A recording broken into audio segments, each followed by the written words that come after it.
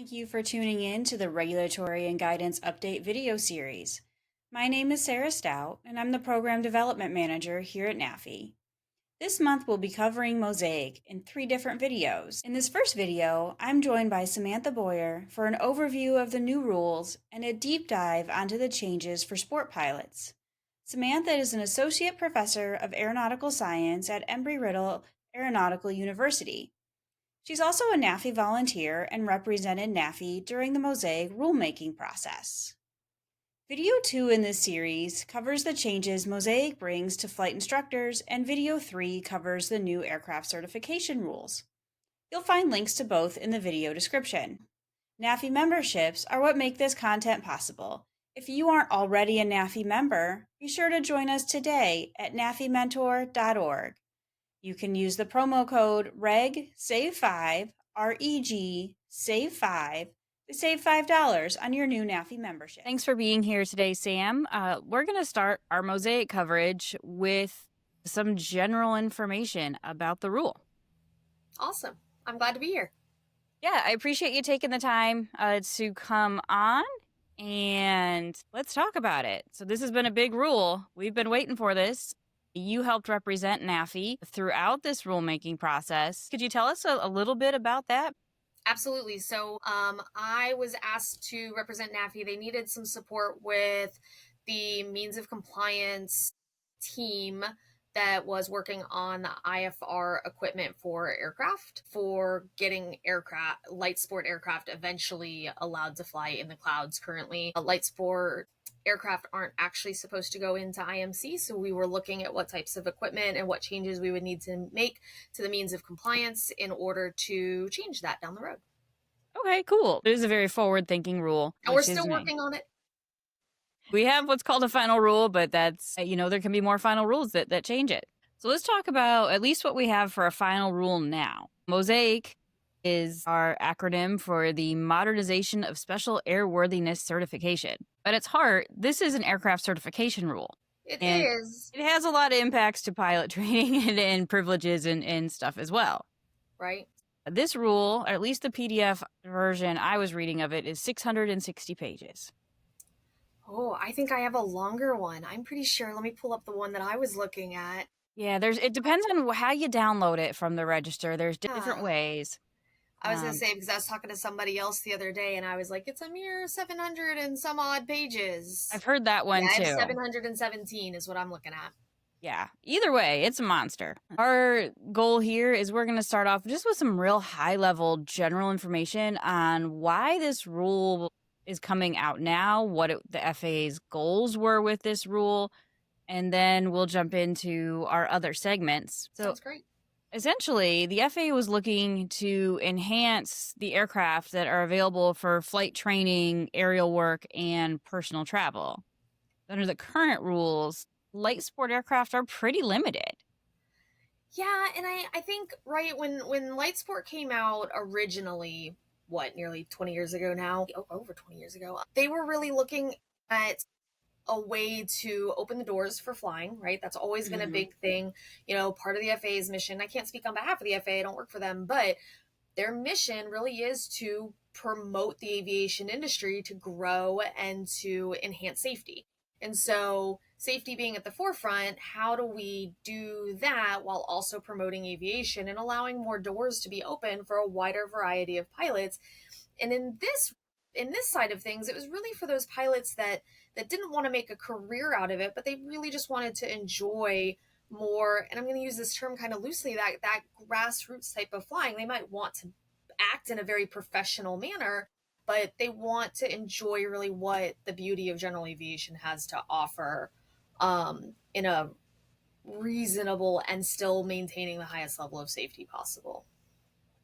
One of the concepts that the FAA spent a lot of time talking about in the initial parts of this rule was their concept of the safety continuum and moving light sport up that safety continuum and giving more pilots light sport privileges in aircraft that kind of enhance or move them up the continuum, because now they can be slightly heavier so they can handle wind and things like that better. They There's options for technology upgrades, all these sorts of things that can enhance safety that were really hard to implement on light sport aircraft as the initial rule allowed because they had to be so lightweight.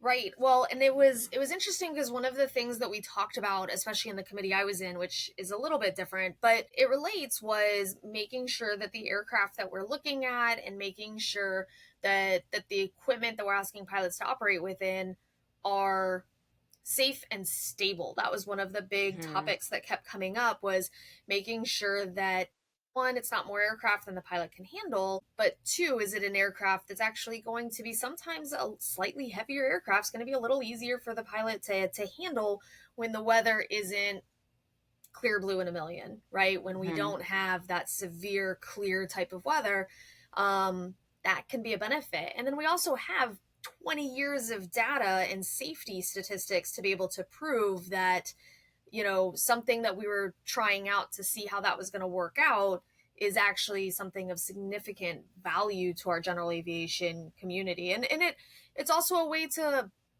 let pilots kind of, I would say, dip their toe into being a pilot with less of a training and maybe even a financial cost or commitment.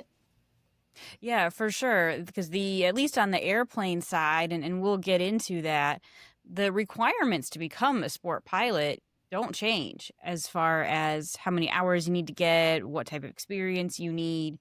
That's all the same. You just now have larger aircraft available to you. And when we say larger, we're taking that with a grain of salt. They're still limited.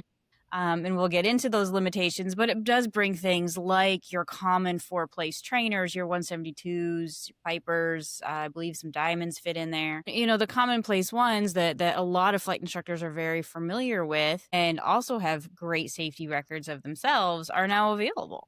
Exactly. All right. So this rule also dips into a couple things. Interestingly, it makes a minor revision to right-of-way rules.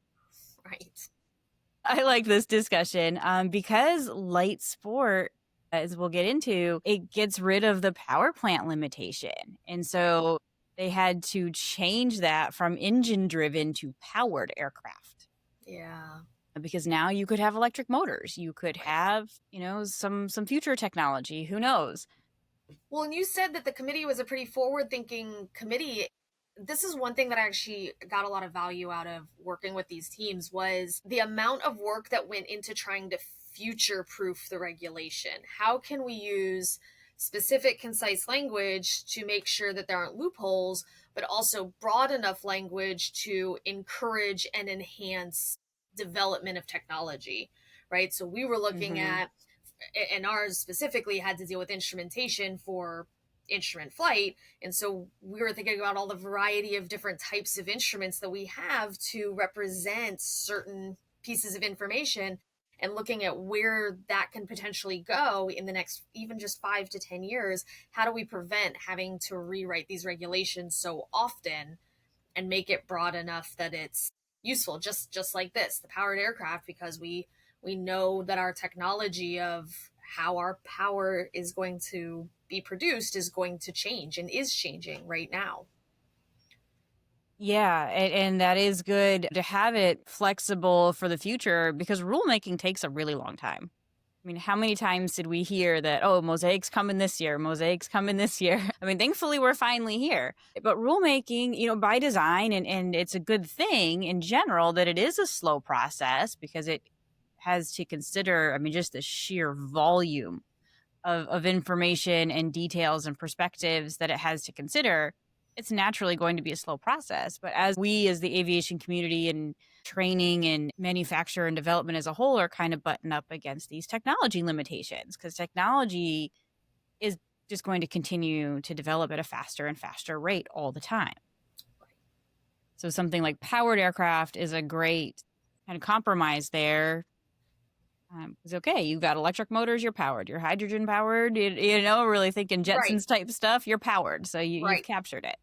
Let's take a look here. There were a handful of smaller things, like some provisions for former military aircraft. We're not going to go into that in this content. but it is there. Speaking of why this took so long, there were 1,300 comments on the final rule. So it's funny. So on the NPRM rather, right. to get to the final rule. So I teach a class, right? And we talk about some of this stuff. I was telling my class, and we were talking about whether or not they should have a voice in rulemaking. And I said, listen, when we got comments, we went through every single one. So anybody who feels like their voice won't be heard or it's going to be drowned out by so many other voices, that's not the case. We went through every single comment. Now, luckily they filter them, so our team didn't go through 1,300 comments. It was divvied up amongst different teams based on the type of comment that was being provided. But anybody who made a comment, please know that a team of several people read it and discussed it to some extent. Yeah, and if you read the final rule, there will be paragraphs will be like, one commenter mentioned on this or someone like that. And they don't name individual commenters. If you submit on behalf of a formal organization, typically that organization will be named. But if you submit, just as an individual contributor. And you can submit anonymously too. Yes, that is an option on the Federal Register. So you don't even have to submit with your name. But typically, you don't see individual names. You might see something like one commenter or, 5 commenters or 5 individuals submitted comments, some language like that, but not names of individuals. However, you will see names of organizations. Right. The big thing to talk about with this is the removal of the definition of light sport aircraft in 1.1. Yeah. This is the big one that kind of opens the floodgates to what does sport pilot look like next. When we remove this prescriptive definition, we're all of a sudden getting rid of those weight limits, getting rid of those power plant requirements and all that. So now this is open to different types of aircraft categories, different types of propulsion systems, different weights and technologies. Yeah, and I think that's great, actually. I think that aligns with the rest of our certification process, and I think this is fantastic. I'm really glad that this was kind of the key part to this. To help us move forward. I think it really, I think it adds more value to being a sport pilot and can encourage people to want to pursue that route if they know that they're going to be more of, I want to fly for my own personal benefit. I want to fly as a retirement thing. I want to fly on the weekends, and I want to fly, and it's just, I know what I'm going to do. And I'm not going to do anything outside of clear blue and beautiful weather or mostly. I think this is awesome. I'm really excited about this. It also opens the doors to sport pilots, kind of having the knowledge or comfort, if you will, that they'll be able to find an airplane to fly. Right. And because the current light sport market fitting the definition, it's tight. You can't just go to any airport and find a flight school with a light sport aircraft. Right. They became slightly more prevalent with the rule change to allow TAA for commercial. I did see some schools adopt that, but still tricky to come by. But you can pull up, pretty much anywhere with any respectable level of population around it and find a 172, a 150, Warrior. Those, your typical trainer set. Also, what this does, though, is it really separates the idea of what is a light sport aircraft and what is a light sport pilot. They're no longer married to each other. The definitions of what a light sport aircraft will be are different than the privileges of what a sport pilot will be able to operate. So that's going to be the key thing to differentiate here and understand for sport pilots as well as for flight instructors, understanding that these concepts are not married anymore. So just because something is certified in the future as a light sport aircraft doesn't necessarily mean a sport pilot can operate it. These are two different schools of thought. I think that will probably be the biggest sticking point. Is they're going to be like, but I'm a sport pilot and that's an LSA. What do you mean I can't fly that? Oh, yeah. I'm sure DPs are already writing their questions. Right. That is a key thing. These are two separate concepts now. Yeah, and that's exactly what I meant. I think this is following along. Like, we don't have private pilot airplanes. We don't have commercial airplanes. We have, you have a certification and a skill set and privileges and limitations associated with that as a pilot, and then you have aircraft that have their different categories. And I think this is just really bringing that sport world in cohesion with the rest of the way that aviation just functions in general. Yeah, and I had to laugh when we started certifying commercial pilots in light sport aircraft, and to have those flexibility and those options, but it was genuinely more in alignment with what they can do and what they could do, and it did have more advanced technologies than the Aero I had to beat around the patch for my for my commercial, and I did an NDB on my instrument ride. Like, I'm that old. Me too. And my double I ride.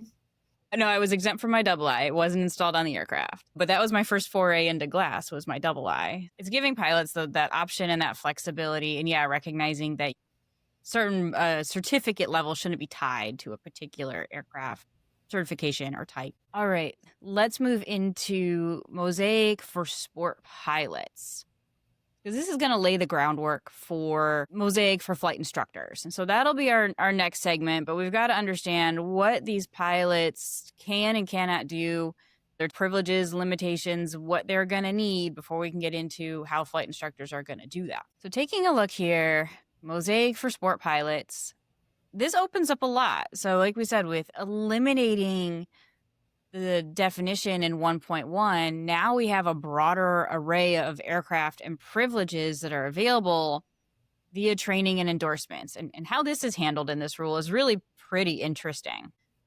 Now you'll be able to operate helicopters is the one that's being highlighted the most, but certainly eVTOL, powered lift, all those could be possibilities. It's not limiting anymore. Right. The other big one is operating at night, and then aircraft with retractable landing gear, constant speed propellers, high performance, complex aircraft. All those are now in the mix.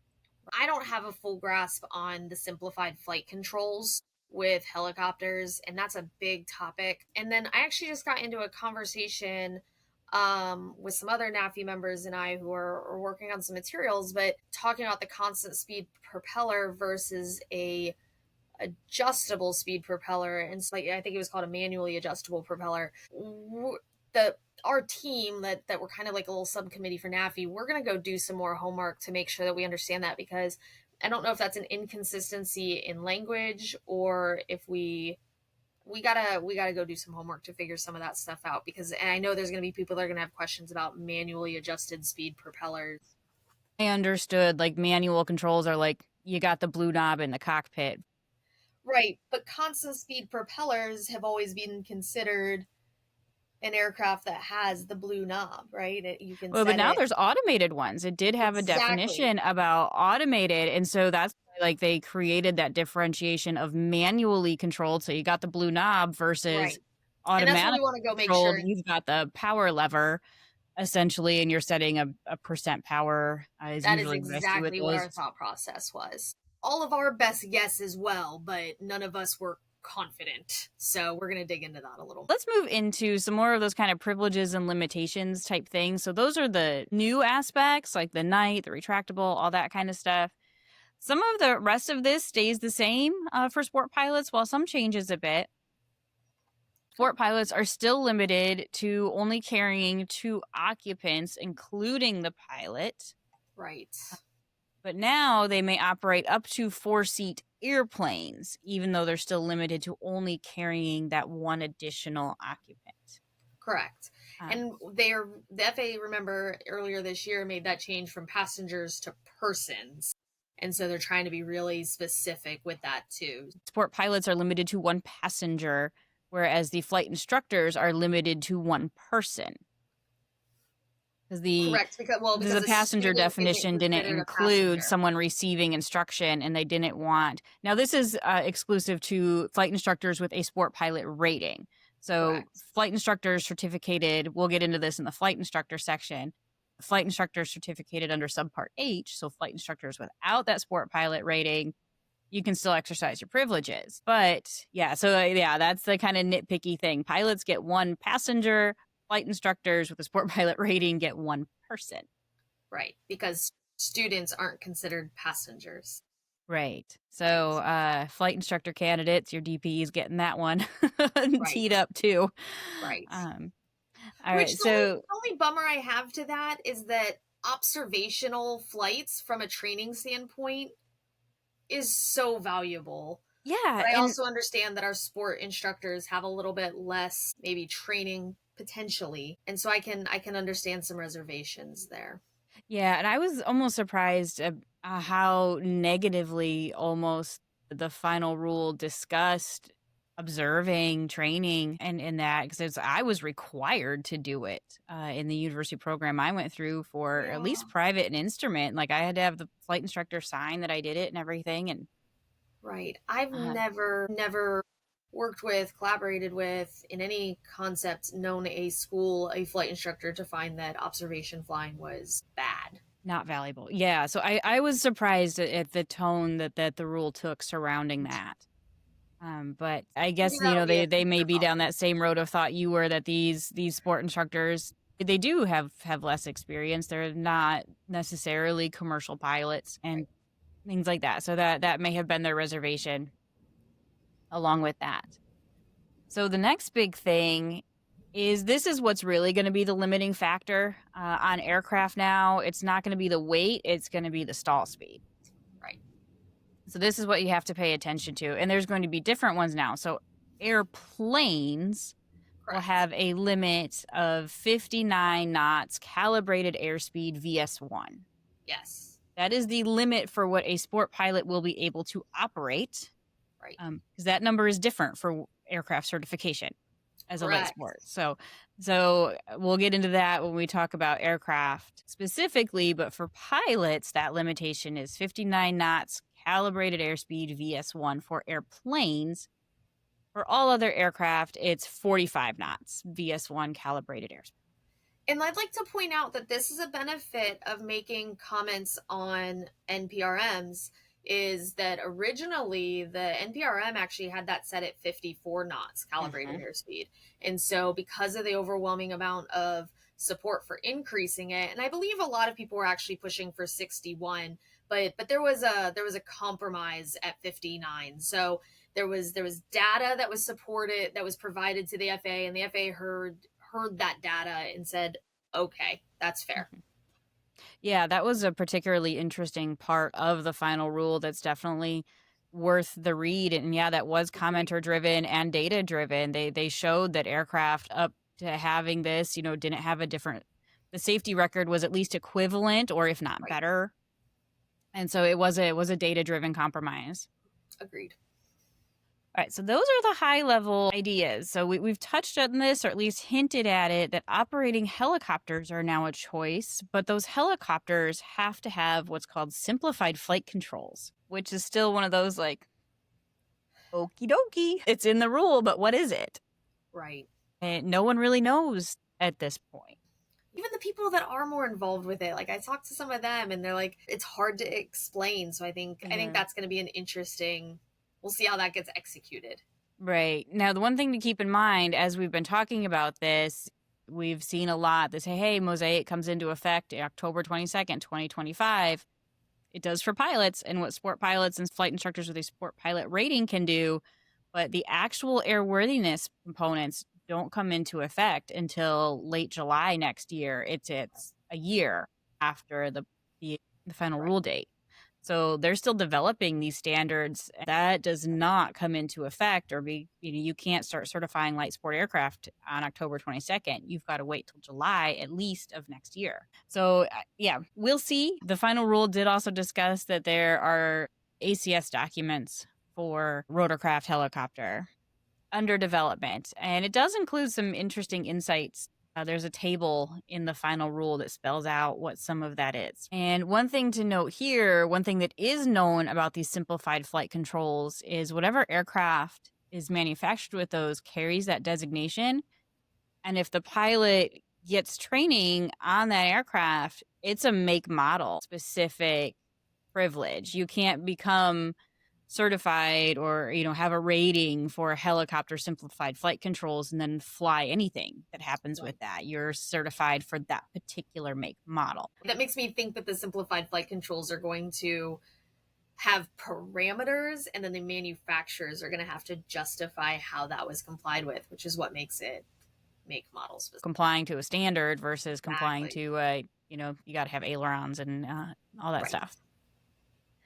So one of the other big exciting things that a lot of pilots were looking forward to for sport pilots is the ability to operate at night.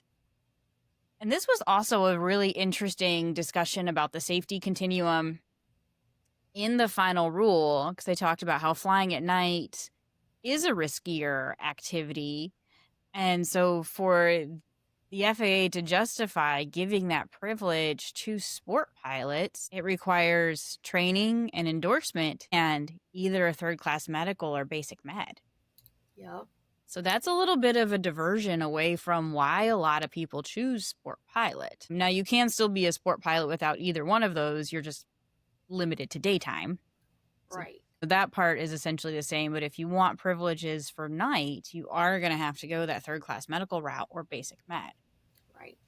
This was a funny conversation, too, because in our committee, we had representatives from ANAC and EASA, and they both require an instrument rating for night operations. And so there was a lot of just like, I can't believe you guys are letting this happen. They're like, okay, well, we're out of this part of the conversation because this doesn't apply. But and this was heavily, if you guys are going to go in and read some more information, like this was a good area of discussion too, because they talk about a lot of the comments about night flying and requiring the medical. And there are some pretty reasonable arguments for requiring a medical or basic med in order to fly at night. Night flying is a different beast. And there's a reason that we have different requirements for staying current at night versus during the day, or at least additional requirements, right? Mm-hmm. The day currency doesn't count towards our night currency. We have to do a little different. And I think anybody that has any significant night experience, or maybe hasn't flown at night in a little while, and the first time you go fly at night again, it takes a little bit of reorganizing and reorienting yourself to that world. So I don't think that that's necessarily a bad one. This might be one that, again, they just need more data to justify it. So potentially we'll see something with basic med, and if we aren't seeing a lot of sport pilots that have basic med getting into accidents at night, and we're able to keep that number really low, then again, I think this is an area that we might be able to revisit this down the road again. There's no data set right now that of this exact activity. It makes sense that they would be a bit more conservative going into it. And throughout the final rule, they do talk about potential changes in the future based on data that they can collect from this. It's kind of that incremental stepping in. And so, it took a while with the initial group of sport pilots to establish that record. But now that that's going, we'll see what happens here. And now that they'll have an easy way to measure night, because you're going to have that third-class medical or basic med along with it. This is a smart move, right? Like anybody who studies change management strategies, you have to be intentional about change, and any change that's implemented too big, too fast is going to have this rubber band effect. Either the rubber band's going to break or it's going to snap back and backfire terribly. And so having this growth with a rubber band in a very, very slow and intentional and methodical manner like we're doing right now, it's smart. It's smart. It creates a small group, and it mitigates the risk in the way we know that risk can be mitigated through, private pilots have been doing third-class medical, private and higher have been doing, medical for a long time. Basic med's been around now for 9 years, 8 years, something like that. Wow. So we're getting a good data set from that too. I agree. It's a reasonable baby step to get that data collection going. And of course, these are rules. They're not chiseled in stone. We did all this on, in PDF on the Federal Register. So it can change in the future when that data set becomes available and robust enough. Yep. But if you are a sport pilot and you want to get your night endorsement and your third-class medical or basic med, you are going to need 3 hours of flight training at night, which are going to need to include at least one cross country and at least 10 takeoffs and landings at night. Yeah. Now, the one thing I did think was interesting that if you are a higher certificated level pilot exercising sport pilot privileges, you still need to get this endorsement. Yeah, but all of your previous experience counts. Does count. Yeah. So even if you have all of that experience because you're a private and you did your 10 hours and you did all your cross countries, you're good to go. You just need to go with a pilot with an instructor in order to get that endorsement. So I think that was also a very reasonable compromise, because you're obviously switching from your private privileges or above down to sport pilot privileges for a reason. So again, an extra safety precaution, one flight with an instructor just to make sure that you're still good to go, I don't think is an unreasonable ask. Right. Yeah, it is good that all that previous experience was counting. All right. So now something that's also, brand new will be these kind of endorsement-based privileges, because these are things that are endorsement-based, even for private and above pilots. So these retractable landing gear, constant speed propellers, and complex high performance airplanes. So all of these will require training and endorsements. We've already mentioned a bit about those manually controllable speed propellers. So it seems like we're kind of on the same page on what that probably means.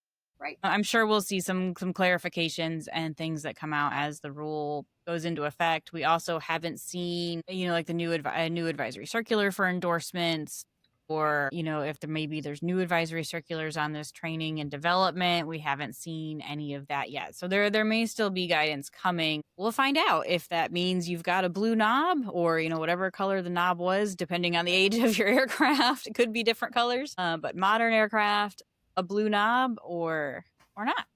Right. But the rest of it's pretty straightforward as far as retractable gear, complex, and all that. It's just the train to proficiency and endorsements. I didn't see any number of landings or any of our requirements, anything like that. So just the same way we've been doing it. And that's the type of stuff I would expect to come from an advisory circular in the future, if they're going to have some kind of guidance. And you would expect it to probably fall in line with the same type of endorsements you see for private and commercial applicants as well. It even says right in there, you can use the existing same thing endorsements for complex and high performance. You will have to be careful, because those retractable, there could be an airplane that's, not complex or high performance, but still has a constant speed prop or a retractable, especially as we start to see new light sport aircraft come out on the market, and maybe they're trying to fill different niches for different things. We're now up to 4 endorsements for these things at the sport pilot level instead of 2 for the other pilot levels. This was another interesting change that I also felt was well justified, because now currently as a light sport pilot, if you got your initial light sport pilot certificate in, let's say, airplane single engine land, you could go out and get a proficiency check for airplane single engine C. And after the effective date of this new rule, so this is one of those October 22nd things, this is now going to require a practical test, along with anything in the helicopter category. Which makes sense. I'm with you. That seemed like a weird, I don't know, maybe a loophole. Maybe that wasn't intentional. I don't know. Maybe they just assumed that it wasn't going to happen as often. I completely agree. Having that more in line, again, with the way that our standard certification process works, that makes sense. And especially when you consider the kind of range of complexity and size that these aircraft could be now. So, under the current rules, an airplane single engine C that was light sport, it had a slightly higher weight requirement to accommodate, the floats and that, but it's still not a lot. These were still pretty small, simple airplanes. But now the 59 knots calibrated airspeed, stalling speed, you can get up there into a pretty hefty airplane. And that would be a big jump from someone who was light sport single engine into something like that. So, I agree that a practical test is appropriate for those two categories now. We're starting to see just the sheer range of aircraft that could be in there. And of course, so far, we've only talked about when training's required, not when training's a good idea. So remember, those are going to be two different things as now sport pilots have this whole range available.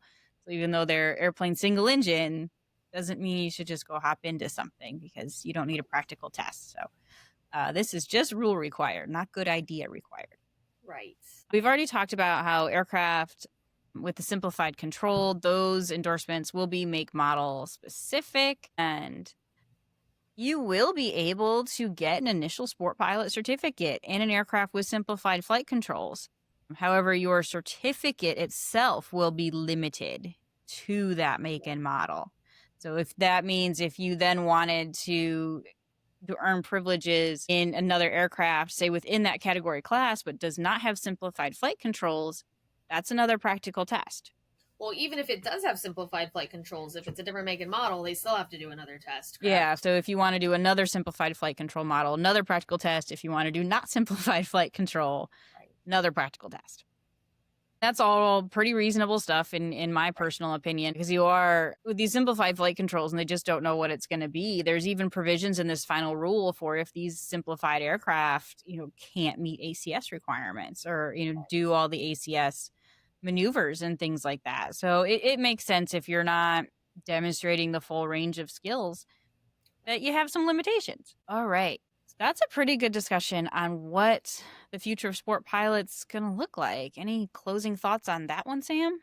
No, I'm excited about it. I'm excited about more opportunities. I think making sport a more viable option for more people makes sense. We're increasing the quality of education. We're increasing the quality of the aircraft that they're flying. We're adding diversity to the industry. These are all in line with the FAA's mission to promote the aerospace industry and to promote safety. I think we're moving in the right direction. Yep, I think so too. So I'm excited to see what it brings and the training opportunities and how those sport pilots will transition up into some of these larger aircraft that they'll now have the privilege of operating. It'll impact flight instructors across the board and give everybody more privileges and opportunity. Exactly. Sam, thanks so much for coming on and for all your work that you do for NAFI and representing us on this committee. You've done a fantastic job, and we really appreciate all your work because we should note that this is all volunteer. So yeah, no, I enjoy it. It's good. And I'm sure my committee's also sick of me being like, okay, but where's the data? Let's look at the data. So I'm sure they'll be ready for a break from that soon. Well, this was a very data-driven final rule, so hopefully your heart was happy with all 700 and something pages of the document you read. But yeah, I was impressed with how much was baked into this. All right. Well, stay tuned to NAFI for more MOSAIC stuff as questions come up. I'm sure there will be more. I'm sure things will crawl out of the woodwork as this goes into effect. And we'll stay up to date as we learn more. All right. Thanks, Sam. We'll see ya. Thanks, Sarah.